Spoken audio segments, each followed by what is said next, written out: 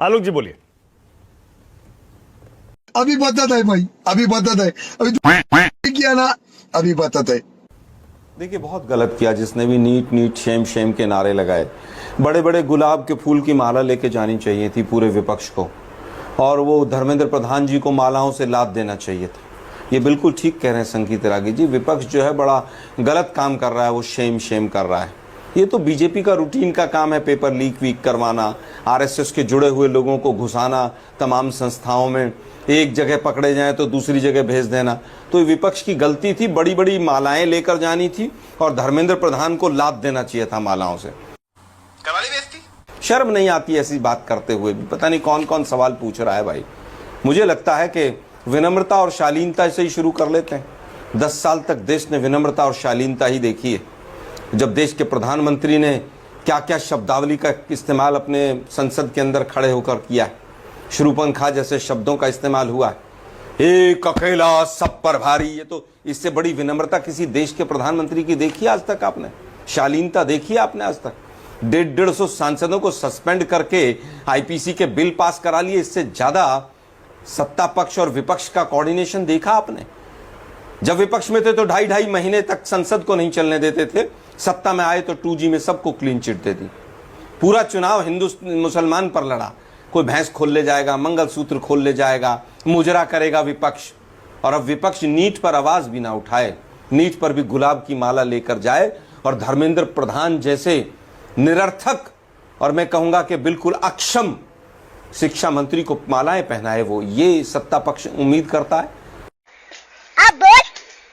पूरे संविधान की 10 साल तक धज्जियां उड़ा दी। इस बार ये बात जरूर है कि हथियाई हुई सरकार मोदी जी चला रहे हैं। तमाम संवैधानिक संस्थाओं से हथियाकर सरकार बनाई है। ये बनारस में भी हार रहे थे, उसके बाद सरकार बनाई है। ईडी, सीबीआई तमाम दुरुपयोग किए गए 10 साल तक। पार्टियों को आज भी डराया जाता है, पार्टियों को आज भी तोड़ा जाता है। इनकम टैक्स, ईडी, सीबीआई के नोटिस देकर महाराष्ट्र की सरकार को गिराया जाता है। क्या ये पूरा देश ने नहीं देखा? फिर आप विनम्रता और शालीनता की बात आलोक जी, थोड़ी सी भी लज्जा नहीं आती? आलोक जी, ये जो संविधान की कॉपी लेकर गए विपक्षी नेता, क्या संदेश देने की कोशिश है? क्या मकसद है इसका? अरे कहना क्या चाहते हो? देखिए, संविधान पिछले 10 वर्षों में तार तार कर दिया, धज्जियां उड़ा दी संविधान की। आज संविधान नाम की कोई चीज नहीं बची है। संविधान नाम की चीज और उसका सम्मान बचा होता तो गुजरात के अंदर पिछले 10 साल में 10 कांड हुए हैं। कोई अग्नि कांड है, कोई मोरबी कांड है, सैकड़ों लोग मोरबी में मर गए, एक आदमी को सजा नहीं हुई है। संविधान और संवैधानिक संस्थाओं की धज्जियां उड़ाई हैं। संविधान की धज्जियां कैसे उड़ाई हैं? आपके प्रेस से ही शुरू कर देते हैं। वर्ल्ड प्रेस फ्रीडम इंडेक्स में नीचे, करप्शन परसेप्शन इंडेक्स में नीचे, ह्यूमन फ्रीडम इंडेक्स में नीचे। 58% वर्ल्ड के इंटरनेट जो हैं शट डाउन हिंदुस्तान में हुए हैं। सबसे ज्यादा सिडिशन के लॉ, देशद्रोह का दुरुपयोग कानून का यहां पर हुआ है। संसद में सेलेक्ट कमेटी में मामले जाने बंद हो गए हैं। संसदीय पार्लियामेंट्री कमेटियों की मीटिंगें बंद हो गई हैं।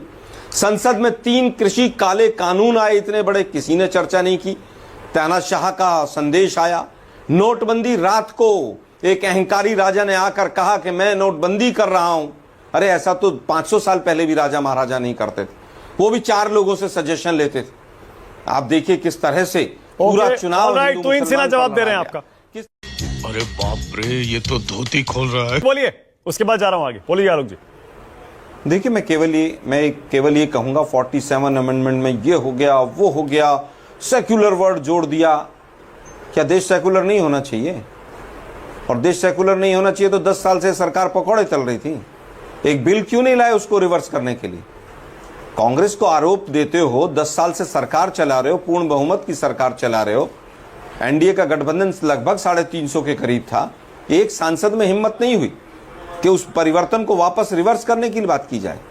मुझे लगता है कि ये केवल और केवल अपना आपा बचाने की बात है। 10 साल तक जिस तरह से सरकार चली है पूरे देश ने देखा है। 5 साल तक डिप्टी स्पीकर नहीं रहा। इतना सा तो दिल है चिड़िया जैसा इस सरकार का। केवल हिंदू मुसलमान करके सरकार बनाते हैं आप लोग। हमने तो 1952 में श्यामा प्रसाद मुखर्जी को मंत्री बनाकर और कैबिनेट में रखा था, लेकिन भाई अपोजिशन जो है स्ट्रांग रहे। लेकिन वो 2 MP कम है, 4 MP कम है, क्योंकि तानाशाह कभी भी दूसरे को बर्दाश्त नहीं कर सकता है। और यही कारण है कि आज उनको दिक्कत हो रही है। आज वो ड्रामे की और स्लोगन की बात करते हैं। और अभी हमें तुहिन साहब कह रहे थे कि जिसने पढ़ा नहीं हो कॉन्स्टिट्यूशन, ये एंटायर पॉलिटिकल साइंस की डिग्री लेकर घूमने वाले लोग हमें पढ़ा बताएंगे कि क्या पढ़ना है और क्या नहीं पढ़ना है। हमने एक कॉन्स्टिट्यूशन में महत्वपूर्ण भूमिका निभाई है, बनाने में भी, उसको एनरिच करने में भी और उसको संभालने में भी।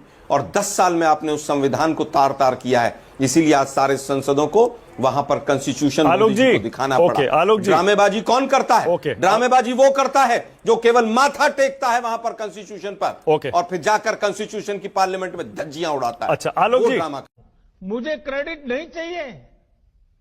ओके आलोक जी, अब छोटा सा सवाल, उसको अगर कम शब्दों में आप जवाब दे पाए तो। आलोक जी, क्या आपको लगता है कि बीजेपी ने जो 400 पार का नारा दिया था वो बैकफायर कर गया, और आपने जो संविधान की बचाने की लड़ाई लड़ी थी, क्या वो चुनाव में काम किया है उसने? क्या उसी वजह से बीजेपी की सीटें 60 सीटें कम हुई है क्या? आप कहाँ थे ज्ञानी बाबा? मानक जी 60 नहीं 150 से ज्यादा सीटें नहीं आती। तमाम जांच एजेंसियां इनके काम पर लगी रही 10 साल तक, मीडिया लगा रहा और बेशर्मी के साथ लगा रहा। Are you comedy me? और इलेक्शन कमीशन ने तो सारी हदें पार कर दी। विपक्ष के लिए सारे कानून थे, सत्ता पक्ष के लिए कोई कानून नहीं था 10 साल तक। किस तरह से पूरी तरह से नहीं, मैं दोबारा पूछ रहा हूं। नहीं आलोक जी, हर राज्य में आलोक जी मैं दोबारा पूछ रहा हूं। बहुत सारे विश्लेषक ये कह रहे हैं 400 पार का नारा बैकफायर कर गया और वो संविधान से, दलितों से जुड़ गया, और भी बहुत सारे लोग थे, ओबीसी वाले थे, जो उस तरफ चले गए, इंडिया गठबंधन की तरफ। आपको भी ऐसा लगता है क्या कि ये संविधान वाला मुद्दा चुनाव में आपके लिए फायदेमंद रहा और बीजेपी के लिए नुकसानदायक रहा? देखिए मुझे लगता है 400 पार का नारा जिन लोगों ने दिया, उन्होंने 400 पार क्यों चाहिए उसकी व्याख्या भी कर दी। तमाम जो सांसद प्रतिनिधि थे या सांसद जो प्रत्याशी थे, उन्होंने एक्सप्लेन कर दिया कि हमें 400 क्यों चाहिए। देश की जनता समझ गई। 10 साल का इनका इतिहास देश के सामने था। तो इसीलिए तो संगीत रागी कह रहे हैं। देखिए, मैंने जब पूछा तो संगीत रागी ने कहा ये इसीलिए संविधान लेकर आए हैं क्योंकि इनको चुनाव जीतने का या सीटें जीतने का, वोट लेने का फॉर्मूला मिल गया है संविधान। इसी मुद्दे पर अब ये आगे अपनी पॉलिटिक्स करेंगे। आरएसएस वाले लोग, मानक 10 सेकंड, मानक 10 सेकंड, वाले लोग तो उनके साथ सरकार बनाई है जिन्होंने संविधान की प्रतियां संसद के बाहर जलाई हैं। तो आरएसएस वाले लोग तो संविधान पे बात कर ही ना। 52 साल तक तिरंगा नहीं फहराया, तिरंगे में 2 रंग होने चाहिए, ये लोग भी क्या संविधान की बात करेंगे? Emotional damn it. पहले तो ये बताइए, अखिलेश यादव, कहीं तो मैं तस्वीरें भी दिखाऊं, एक हाथ में संविधान और दूसरे हाथ में फैजाबाद के सांसद का हाथ क्या संदेश देने की कोशिश थी? नहीं, फैजाबाद के सांसद का हाथ तो इसलिए है कि वो हमारे सबसे वरिष्ठतम सांसद हैं। हाँ। आयु में भी और अनुभव में भी, और उनकी जीत का एक प्रतीकात्मक महत्व भी है, वो आप भी समझ रहे हैं, पूरा देश समझ रहा है। समझा दीजिए ना थोड़ा सा। लेकिन भारत के संसद सदस्यों के हाथ में संविधान देखकर हर देश प्रेमी को प्रसन्न होना चाहिए और गर्व करना चाहिए अपने आप पे। बल्कि मैं तो कहूँगा हर भारतीय नागरिक के हाथ में संविधान होना चाहिए। इसमें गलत क्या है? अगर सांसद, जो निर्वाचित सांसद हैं, जिन्हें जनता ने अपने हकों के, अधिकारों की रक्षा के लिए चुन के देश की सबसे बड़ी पंचायत में भेजा, अगर वो संविधान दिखा रहे हैं, इसका साफ संदेश है कि अब देश संविधान के अनुसार चलेगा। और तुहिन सिन्हा जी ने कांग्रेस की याद दिलाई दे कि भारतीय जनता पार्टी के लोगों की एक बहुत खराब आदत है कि जैसे पेपर लीक पर बात करो तो बताएंगे पहली सरकारों में कब कब पेपर लीक हुए। महिला अपहरण या रेप के ऊपर चर्चा करो तो पहली सरकार को आंकड़े देने लगेंगे, यानी कि पहली सरकारों ने गलत किया था, इसलिए हमें हक मिल जाता कि हम भी गलत करें। नहीं एक जो बहुत महत्वपूर्ण बात आशुतोष जी ने की, 10-15 सेकंड में मैं एक बात और कह दूं कि मोदी जी के पास अवसर था। मोदी जी 10 साल बहुत भारी बहुमत की सरकार उन्होंने चलाई है, अच्छे बहुमत की। उनके पास अवसर था अपनी उदारता दिखाने का, अपना लोकतंत्रात्मक चेहरा दिखाने का, संवैधानिक चरित्र दिखाने का। तब तो उन्होंने उसका दुरुपयोग किया, तब तो उनमें अकड़ थी, अहंकार था, विपक्ष को धमकाते रहे, विपक्ष का दमन करते रहे, फर्जी मुकदमे लगाते रहे, विपक्ष की सबसे बड़ी पार्टी को समाप्त करने की घोषणा करते रहे, देश को कांग्रेस मुक्त करने की घोषणा करते रहे। वो रामधारी सिंह दिनकर की पंक्तियां नहीं कि क्षमा सो होती उस भुजंग को जिसके पास गरल हो, और उसको क्या जो दंतहीन विषहीन विनीत सरल हो। जब आपके पास नाखून थे, जब आपके पास दांत थे, जब जहर था तब क्षमा करते तो कुछ लगता। अब वानी तो साहब, विपक्ष मजबूती के साथ देखिए, आया आपने है। आपने आपने बड़ी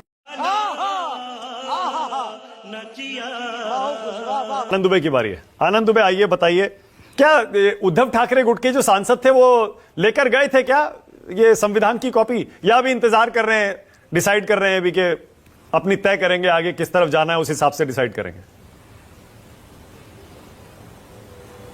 वाह बेटा, लगता है तुम गू खा के ही मानोगे। मानक जी नमस्ते।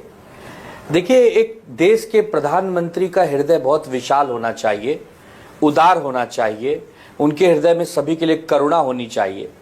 लेकिन प्रधानमंत्री जी ने आज जिस प्रकार 18वीं लोकसभा के पहले दिन के संसद के कार्यप्रणाली के इस शुभ अवसर पर जब बयान दिया, तो वो बयान थोड़ा सा सभी को हिचकिचा रहा था।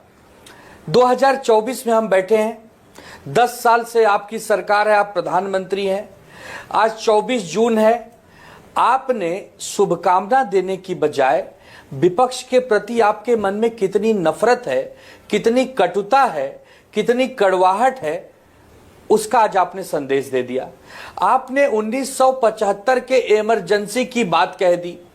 अरे भाई, कांग्रेस पार्टी ने अगर 1975 में इमरजेंसी लगाई थी तो आज तक वो भुगत रहे हैं, लेकिन आज आपको ये विषय छेड़ने की कोई आवश्यकता नहीं थी। जानबूझकर आपने उनको बताया है कि उन्होंने वो जो गलती की थी वो गलत थी। अरे गलती तो गलती होती है। आपको चुना गया है 2024 से लेकर 2029 के काम करने के लिए। आपने आज अपने भाषण या अपने बयान में 6-7 बार संविधान का नाम लिया। अरे भाई, संविधान बदल देंगे ये तो विपक्ष से किसी नेता ने कभी नहीं कहा। संविधान बदल देंगे ये आपकी सरकार के या बीजेपी के नेताओं ने ही कहा, और उनको हार का सामना भी करना पड़ा। आप ही कहते थे 2024 से पहले कि विपक्ष को मैं कटघरे, अपना ये जो दर्शक दीर्घा है, जो गैलरी है, वहां देखना चाहता हूं। तो आपने तो कभी विपक्ष या कांग्रेस का या इंडिया गठबंधन का सम्मान किया ही नहीं। आप हमेशा इंडी गठबंधन के नाम से उनको संबोधित कर रहे हैं या कहते आए हैं। तो आपका दायित्व तो नहीं बनता कि आप विपक्ष को सीख दें। आपने विपक्ष के नेता को आज तक विरोधी पक्ष का नेता का दर्जा नहीं दिया, तो आपका भी दायित्व तो नहीं बनता। सब चंगासी। और अगर विपक्ष के लोग कोई मांग रखते हैं, जनता जनार्दन की बात करते हैं, तो आप कहते हैं कि वो नौटंकी कर रहे हैं। और आपने देखा होगा कि नीट का एग्जाम जिस प्रकार फूटा है, पेपर लीक हुए हैं, विपक्ष के नेता हो, चाहे विद्यार्थी हो, चाहे उनके परिवार वाले हो, अगर सब सड़कों पर उतर के एक मांग कर रहे हैं और मांग जायज है और धर्मेंद्र प्रधान जी का इस्तीफा मांग रहे हैं, तो आप कहते हो कि ये मांग भी नाजायज है। तो आप कैसे, मतलब हमारा ये कहना है कि हम विपक्ष में बैठे हैं, हमें जनता ने विपक्ष में बिठाया है, तो हमारा दायित्व है कि आपकी कुनीतियों को नजर बनाकर रखें। आप अगर कोई गलत काम करे तो हम उसकी आलोचना करें, आपको हम घेरें। अगर ये सब करते हुए हम संविधान को लेकर अपने हाथों में लेके आ रहे हैं, तब आपको अगर उसमें कोई बेचैनी हो रही है तुहिन भाई या बीजेपी के समर्थकों, तो ये क्यों? मुझे बड़ी हंसी होती है कि जिन लोगों ने भारत के संविधान को संविधान बनने के बाद से स्वीकार नहीं किया, अब उस संविधान के साथ खड़े होने का दावा करते हैं। बहुत हैरानी और बड़ी हैरत अंगेज बात है ये। और ये वही लोग कर सकते हैं जिनको वाकई में संविधान में यकीन नहीं है। मैं बड़ी जिम्मेदारी से इस बात को कहता हूं, ये वही लोग हैं जिन्होंने बाबा साहब अंबेडकर के पुतले जलाए 1955-1954 में। वही लोग हैं, वही लोग हैं जिन्होंने संविधान की प्रतियां जलाई हैं। और आज बड़ा अच्छा लगता है कि कम से कम भारत के संविधान की रक्षा के लिए संगीत रागी जैसे लोग खड़े हो रहे हैं। ये भारत के लोकतंत्र की विजय की बात है।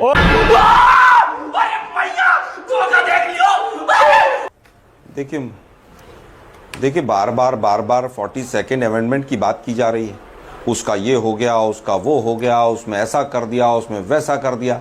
अरे भाई, 10 साल से आपकी पूर्ण बहुमत की सरकार थी, आप तो हिंदू मुसलमान करते रह गए। बदल लेते उसको। एक प्राइवेट मेंबर बिल तक तो लाया नहीं गया आप लोगों से, क्योंकि वो अमेंडमेंट सही था। संविधान की बात करते हैं कि इमरजेंसी में ऐसा हो गया, वैसा हो गया। इमरजेंसी में जितने काले कानून हुए और जितने जमाखोर थे और जितने अखबार वालों ने गंद उगला था, वो भी तो भाजपा से संबंधित थे मैक्सिमम। उसके बाद भी हमने गलती मानी कि भाई गलती हो गई हमसे। और 1980 में इनको फिर जनता ने उखाड़ कर फेंक दिया। यह भी तो सोचिए कि इमरजेंसी लगाने के बाद भी इंदिरा गांधी 1980 में पूर्ण बहुमत के साथ चुनकर आई, वो दिखाई नहीं देता है। सही पकड़े हैं। वापस आते हैं, पेपर लीक की अभी बात चल रही थी। पेपर लीक में एनटीए डाटा भी देने को तैयार नहीं है, क्योंकि ज्यादातर बच्चे जो इंटरनल सोर्सेज हमारे कह रहे हैं आरएसएस और बीजेपी वालों के हैं।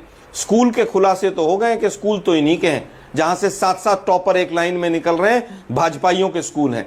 लेकिन अब साथ साथ जिस दिन डाटा सामने आ जाएगा, मैं पेटिशनर हूं, मेरा पहला पॉइंट यह है कि रैंक के अनुसार कौन बच्चा है और उसका 12th का रिपोर्ट कार्ड क्या है, बिल्कुल सारी सही है। डिटेल्स मांगी। बिल्कुल सही है, बिल्कुल होना बच्चों चाहिए। के बिल्कुल सही है। जो तो इनसे ना बीजेपी जवाब के दे रहे लोग हैं, हैं। तो इनसे ना और बोलिए। उसमें एक अंतिम बात कहना चाहूंगा मैं, हाँ। ये जो किया गया है नीट के मामले में ये जोशी को बचाने के लिए किया गया है, क्योंकि जोशी आरएसएस और बीजेपी के लोगों की भर्तियां करवाता रहा है पिछले 20 साल से, कि वो छत्तीसगढ़ हो, चाहे मध्य प्रदेश हो और चाहे दिल्ली हो। इसने आरएसएस और बीजेपी ओके, तो एवरीबॉडी, सबके सब चोर हैं। खत्म।